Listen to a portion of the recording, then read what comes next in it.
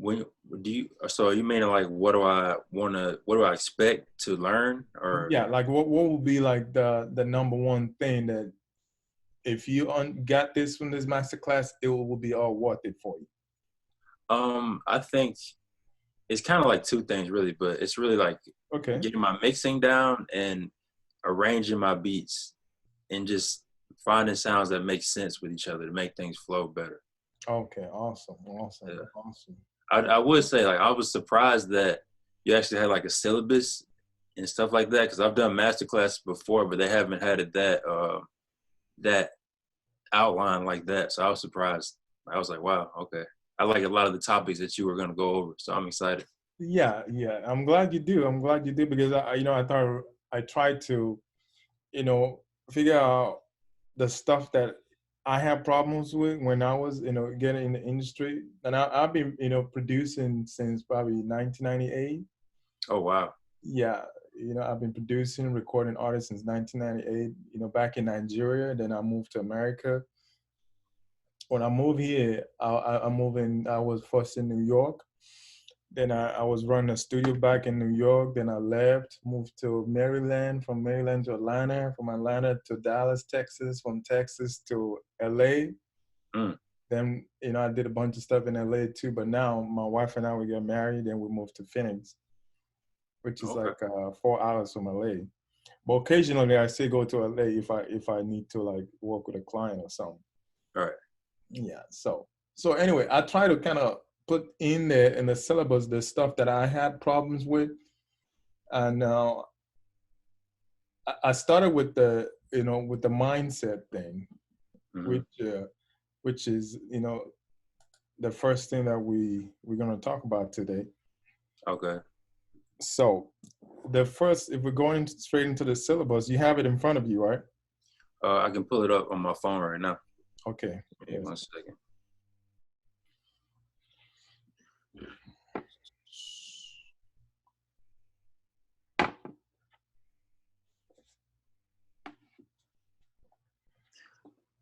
All right, I got it.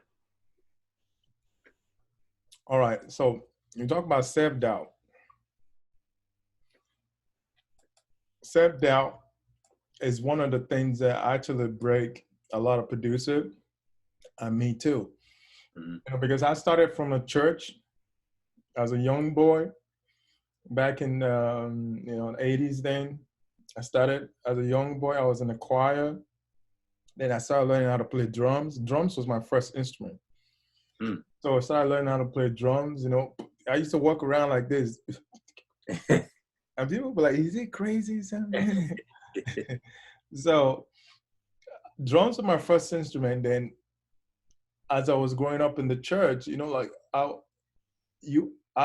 there was some guys who were learning at the same time with me.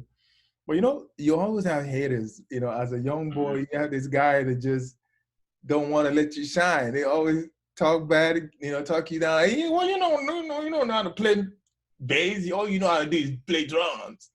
Yeah. So, and when we turned us, like as a young boy, I think we formed a band. I was a drummer because naturally I played drums. I was a drummer of the band. And I'll have some like arrangement idea. So I'm like, let me give you my idea. They just shut me down, Mm. That used to mess with my confidence a lot. So I just like, you know what? I'm gonna prove to this guy that even though I don't know how to play keyboard and bass, my arrangement idea, I think they're good. Yeah. But they won't let me. They won't let me, explain and give it to them. So I started learning secretly. I started learning how to play bass and keyboard. Then there was a particular song that was very popular, but was like in a Nigerian church, it was like a traditional Nigerian song in the native language. Right. So around this time, Will Smith just came out with that song, Just the Two of Us. Oh, okay. Yeah. That came out in the 80s, right? I think Will Smith. Yeah. Uh, I want to say I know I wasn't born, but I heard the song. I wasn't born when it came out, so I The really. song came out around that time. So the song was like a hit around that time. So Yeah. I took the arrangement of Will Smith and put it on top of this traditional 6/8 song. You know, 6/8 timing, right? Yeah, I'm familiar with it. Yeah. Yeah. So, Will Smith's song is popular, but it's a 4/4 timing. And the Yeah. song that we sing is like a traditional song, is a 6/8. So it was a crazy because I'm a drummer, so I understand timing. So I had to like restructure the melody and timing to fit into a 4/4 timing, and Yeah. also change the melody. I didn't change the melody. I used the melody, but I used the arrangement of Will Smith. Boom, boom, boom, Yeah. then I sang the Yoruba song on top of it. It was dope. Yeah. So I bypassed those friend of mine I was trying to give my arrangement to. I went and took it to the music director, and I heard he was like blown out. So the director said I should go and teach them their parts. Oh, that's crazy. So they didn't know what was going to hit them. So we had this night rehearsal, and the music director said, "Okay, there was this song that I want us to do for the concert coming up," and he brought me out. They were shocked when he brought me out and I started giving them their parts. That was like my first. How would you say my first like validation? Right. And from there, of course, other doubts that comes in. As you start growing up, then I left the church and started recording rappers outside of the church, and I started, taking guys to the studio. Then, a lot of people would like my stuff, but eventually I started comparing my production to, stuff that were coming from America. Mm-hmm. And I was like, wow, the production is so like heavy, it's clean, it's just like so big and proud. That's how I started learning mixing. Mm. And back in Nigeria then, I would just go online and just search online. And that's why I found Dave Pensado on one of the, Dave Pensado, right? I think so. I know I've heard his name before.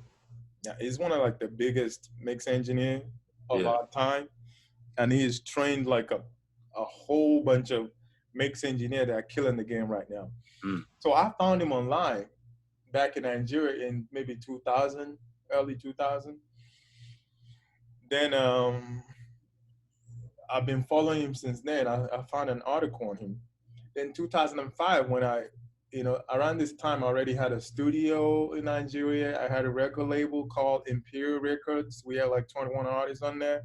Wow. I had like 5 or 10 songs on the radio back then in Nigeria. Then I moved to New York.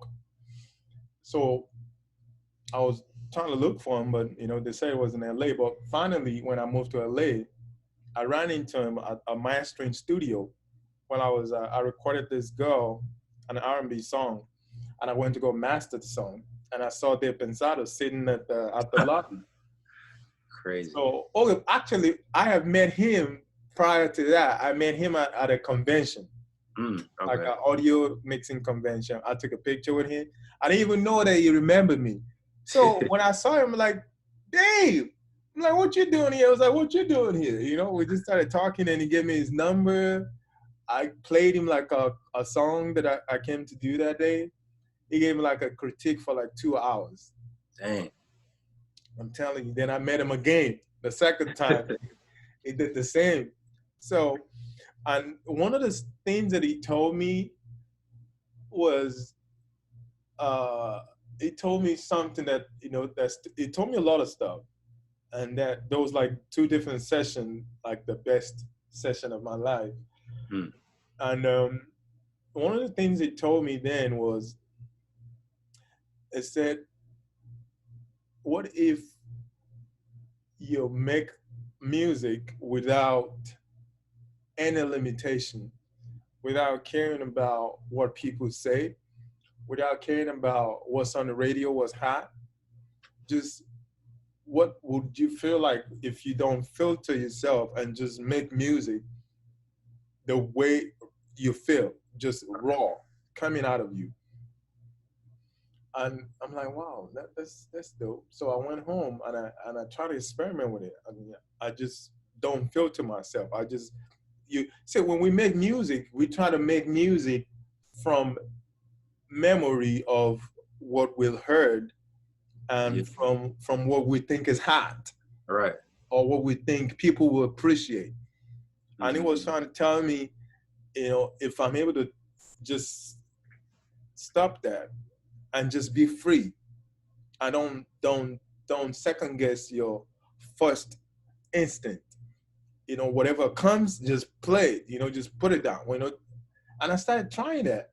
I was like, wow, the kind of music I was making is so totally different from what is out there.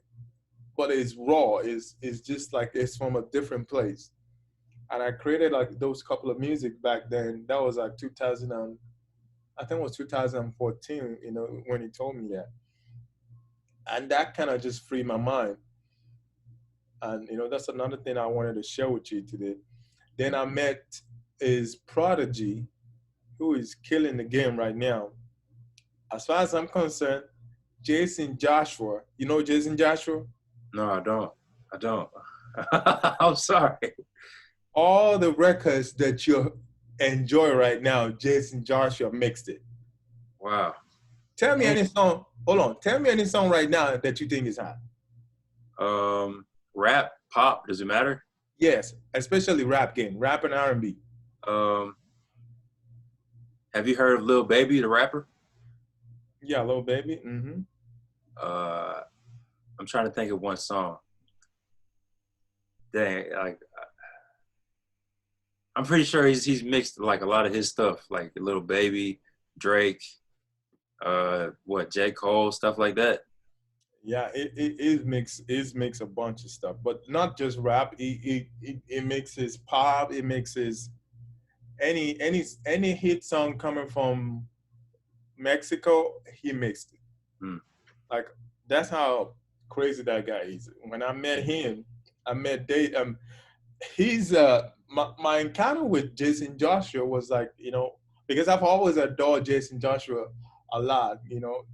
He was like Dave Pensado's baby. Dave Pensado kind of gave birth to Yeah. Jason.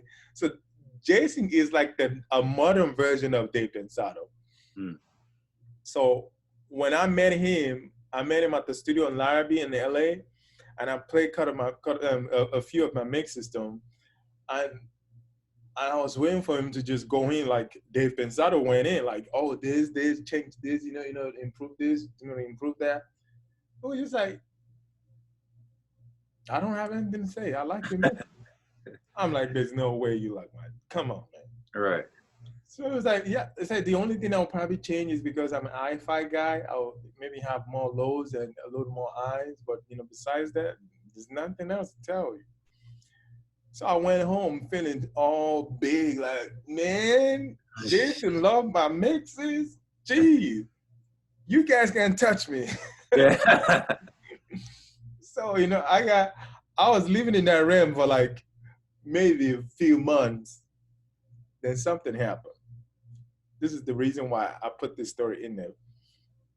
And something happened. After like a few months of living in that euphoria, like, oh man, I'm the best thing since sliced bread, Right. But there's something inside of me that just knew, no, that's not it. All right. Even though I got that validation, but I knew it that that's not it. So then it dawned on me that, see, most of our self-doubt, a part of them come from, external people and what they think of us. Mm-hmm. But the big part of our self-doubt comes from within us not being able to please ourselves. So I think for me, I have like a standard that I want my mix to sound like.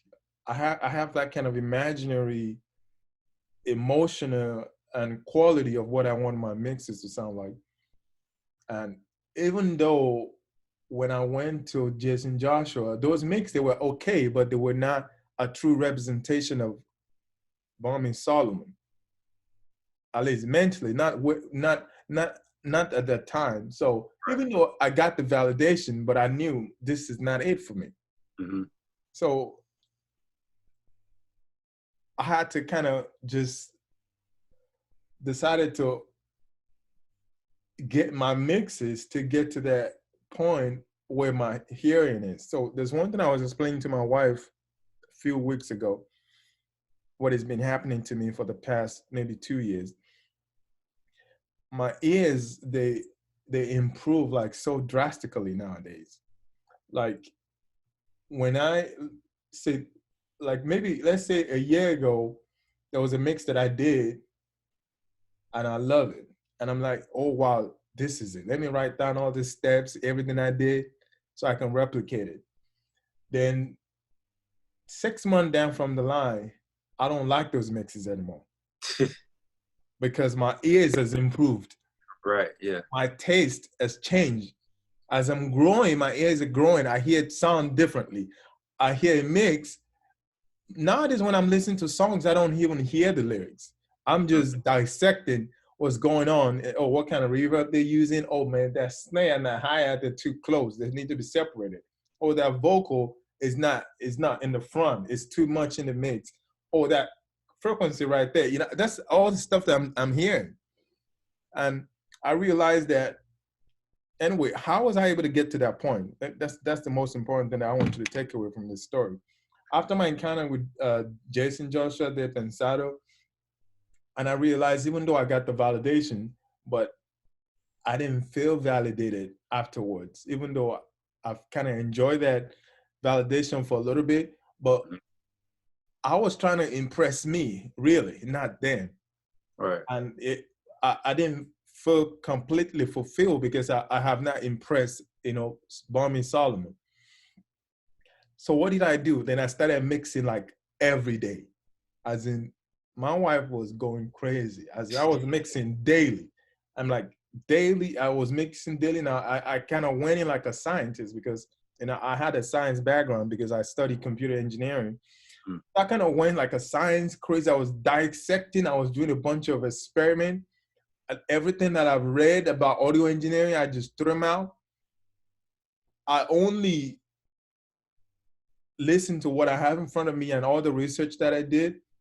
And I pay attention to the research. Whatever I get, my result is what I take as a gospel. And by doing that over and over again, then I started dissecting song, which is the next topic that I wanted to talk to, which I've never gave anybody the skills that I'm about to give you. The next slide. It's very important. This is how I got my breakthrough. As in, I went in to dissect songs into different chunks. Like, do you know Max Martin? Yeah, I do. Max Martin is the greatest producer of our time, hands down. That guy has more hits than the clothes you have in your wardrobe.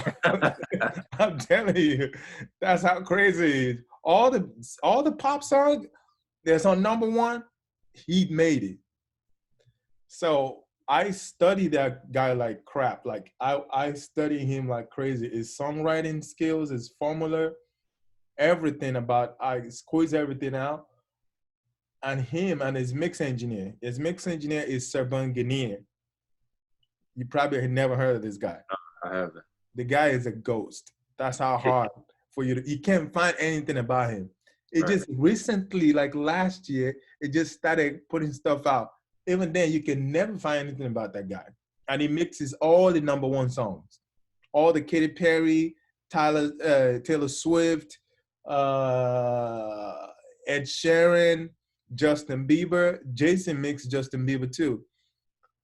So it's like one of the top engineers out there. So I started doing like the dissecting, and over again, I began to kind of formulate my own ideology of what's going on sound-wise, technically, and also the production-wise.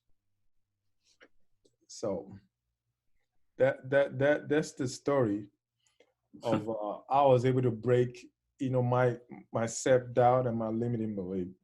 So by me doing all those research and practicing every day, like I'll dedicate maybe 4 hours to just mix something.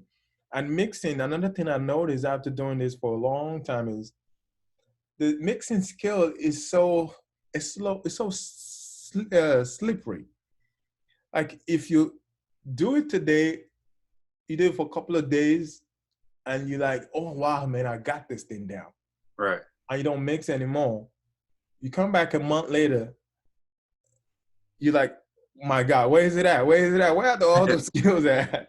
You know, it's just like that. So that's why Dave Pensado always commend Jason. Jason mixes every day. And that's why it's getting better. His hair is getting better every day. His hair grows like crazy. So when you do that, it's like you have to think yourself as an athlete. For you to be on top of your game, you got to put in the work. You got to practice. Right. If it's maybe 2 hours a day, just try to make something. All the songs that you've mixed before, trash it, mix it again from scratch. Because every time you do it, your ears hear something else. And that's how you improve your ears. That's how you improve your taste. That's how, and taste is another very big thing, for a mix engineer and any producer, because your taste uh, is like your, how do I describe that? Say, as a baby, our brain collects information of all the music we've been hearing from a baby, and all the songs that you hear, they form some type of taste because you respond to this genre, you don't respond to this genre. The reason for that is because of your taste. There's some specific stuff that they have to be arranged in a certain way, musically, texturally, sonically, to inspire you. Right. And once you find those things, you have to kind of consciously, because this has been happening unconsciously. But now, as a producer and engineer, you have to start consciously paying attention. Okay, why did I like that vocal in that mix? You got to ask yourself that question. Like, why did I like that kicks? Okay, is it because it has a lot of attack, or is it because the attack is sharp, or is it round? Why do I like that snare? Is it because it has this type of saturated color to it? Why do I like that hi-hat? Is it because it's pointing at 6K or 8K or 3K? You got to start asking those and start collecting those ideas, and you store them in your brain. So when an artist gives you a song to mix, or you write a song to mix, you just pull out of those personal files Right. and say, okay, these songs remind me of the song that I heard. It sounded like this, was arranged certain ways. I want to make that song close uh, to that image. Another thing is, I see music like an imagery. Like, Yeah, I agree with that. do you too? I felt that way for a long time. Yeah, that's awesome. Yeah, that's a good skill to have. When I listen to music, I try to visualize it. Like, uh, there's a particular song that I just mixed a few days ago. It's my song. I'm releasing it for my gospel album, and the mix, the way I crafted it, because the song is an emotional song. I crafted it in such a way that the vocal, is right in front and the top.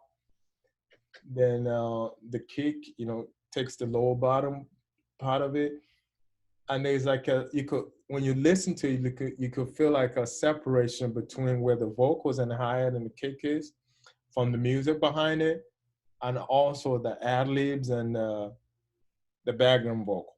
Mm-hmm. Let me see if I can send it to you actually. Okay. Um,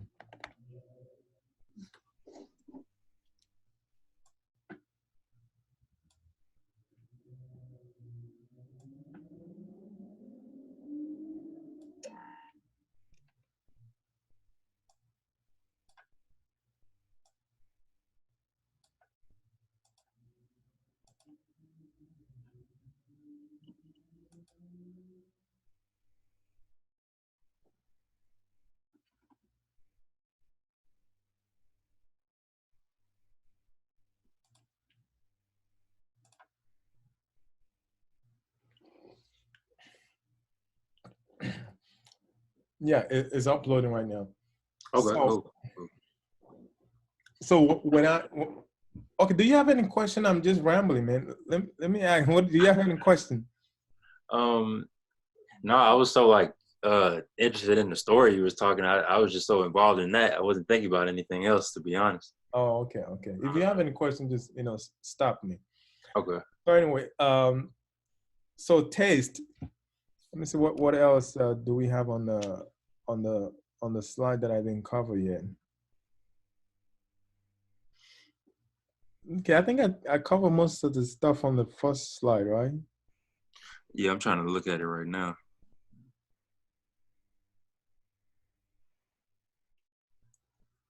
Um, went over self-doubt, encounters with industry gurus and validation, epiphany after gurus encounters, how I found my inner voice, how I fell in love with personal taste, how I ensure I put out consistent quality records all the time. Yeah, let me tell you about that. That's a key point. um, I talked to you about how I realized that the only person I was trying to impress was myself. Right. Yeah. So when I do a production for an artist or maybe for me or for whoever, I realized that when I just mix or produce the song just to make it technically sounds good,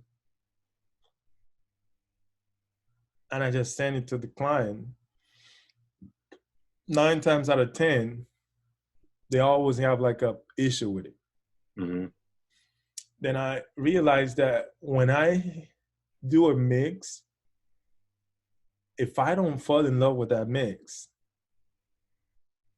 and I send it out, they don't like it.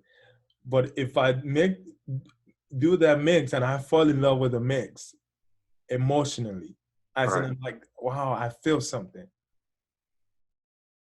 9 times out of 10, they feel it too. Mm. So that gave me an idea that, oh, okay. So every time I mix a song or produce a song, if I feel something, they always feel it. But when I mix a song and I don't really feel it, I just like, well, this sound okay. And I just send it to them. They don't feel it. All right. So since then I started making a point that when I mix a song, if I don't feel it, I never send the mix. I just tell the artist, give me another day. Let me take another shot. So I trash the first mix. I do another second mix.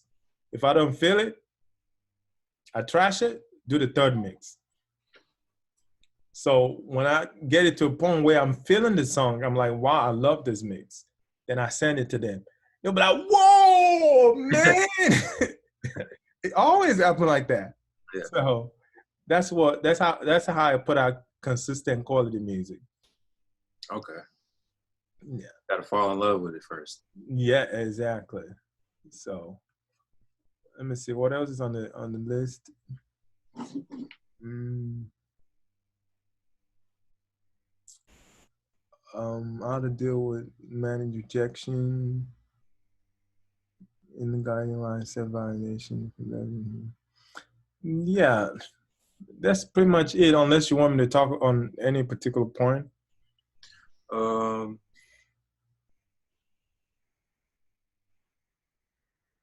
how do you deal with and manage rejection? Somebody saying no.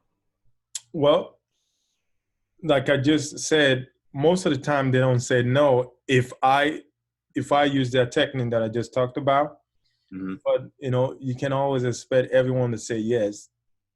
Some people is gonna say no, and when they say no, the way you deal with it is you just realize that this particular person, your taste does not match. All right.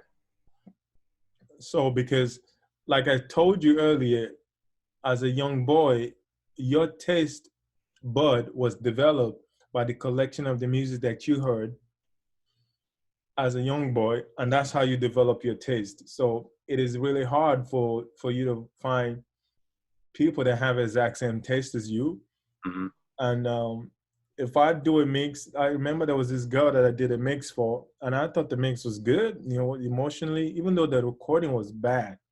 Oh my God, recording was really terrible. And I did as much as I could to mix the song to the point where I like it. And I Yeah. sent it to her. She said, "I don't like it. I want my money back." So I'm like, "Okay, no problem." Yeah. So you have to. That's how you manage rejection. You have to just realize that if you guys don't hear music the same way, it's not gonna work. So because as a mixer, as a producer, we have a taste and we have a vision. And when you work for an artist, they have a taste, they have a vision. So if that vision does not connect some type of way, there's always going to be a clash. So Yeah. you have to expect that it's going to happen sometimes. You know, you're going to take an L sometimes just because there are artists like that that they don't hear music the way you do. Mm-hmm. So if you put in your best, like I said, and you make sure you put out your best, you put your soul into the song and you mix it to that point where you love it. If they don't love it, oh well, you know, Move on to the next, I guess. on to the next. And when you find those artists that love your sound, they will stick around forever. Okay. All right. So yeah, that pretty much covers the mindset section. Yeah. So you ready to get into the deep waters? Yes, sir. Yes, sir. Let's do it. So the next section is this is my gift to you, bro, because I've never told anyone this. This is how I got my all the gems that I got, Okay. you know, during the time that I was doing all this research. This is where I got everything from. So breaking down hit songs. So we have to do this with let me see. Which DAW do you have? I use Logic Pro. Okay. What do you use? I use Ableton Live. Oh, okay. Okay. Yeah, Oh, sorry about that. no problem. All right. The DAW doesn't really matter.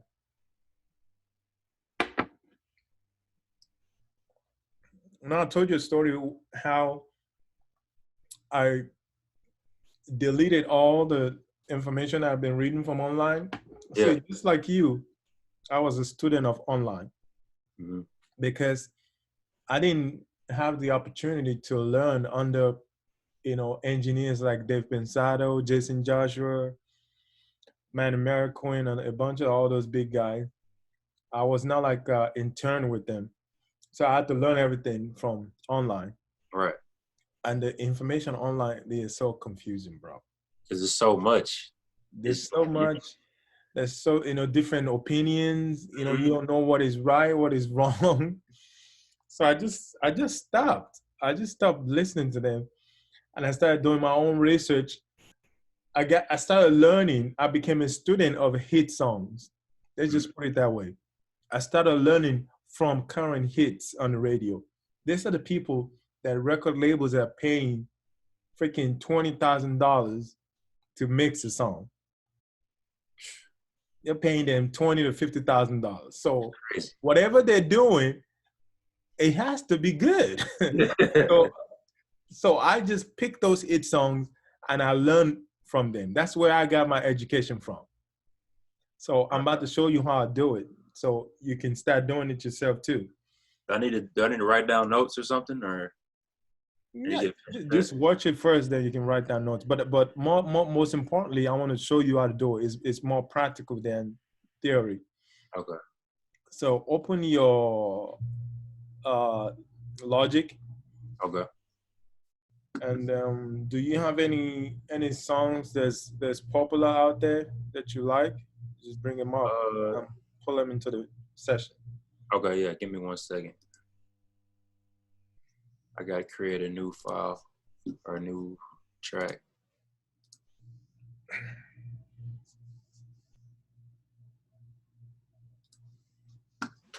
And let me just try to find something real quick. All right, no problem.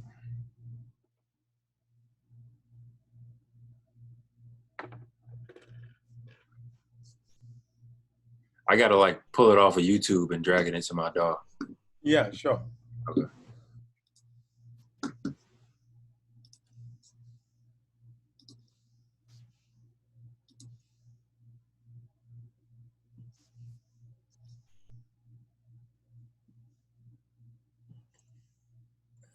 I'll get some Chris Brown.